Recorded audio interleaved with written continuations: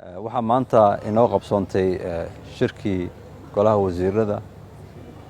uu daadinayay ra'iisul wasaaraha waddanka mudane xasan cali kheyre oo u dhacay si internet ah maadaama aanan golaha wasiirada aysan kulan yeelanin muddadii hadda lasoo ramadaanka lagu jiray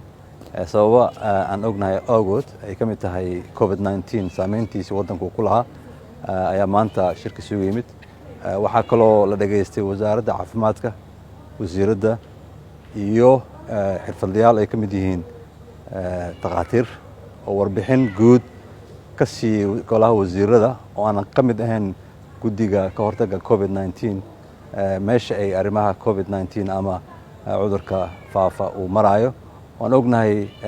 bilihii ugu dambeeyey ra'iisul wasaaraha xafiiskiisa iyo wasaaradda caafimaadka liid ka tahay ama hormuud ka tahay ay aad uga shaqaynayeen warbixintaas markii la dhageystay kadib dood ayaa laga galay sida wax laisu gacan qaban karo iyo sida maamul goboleedyada ayagana gacan looga siin lahaa maadaama cudurka hadda sida la aaminsan yahay uu yahay mid ku faafaya maamul goboleedyada qaar ka mid a kadib waxaa la dhageystay wasiirka maaliyadda iyo wasaaradda maaliyadda oo soo bandhigay dib ugu noqoshada maaliyadda sanadkan oo kadib lagu sameeyey dib u eegis mar walba saacaddan la gaarin dib u eegis lagu sameyn jiray xaaladaha isbedelay oo kale qaarkood taasna waxay wasiirada ku ansixiyeen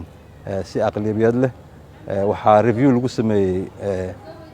meelaha u baahan kaalmada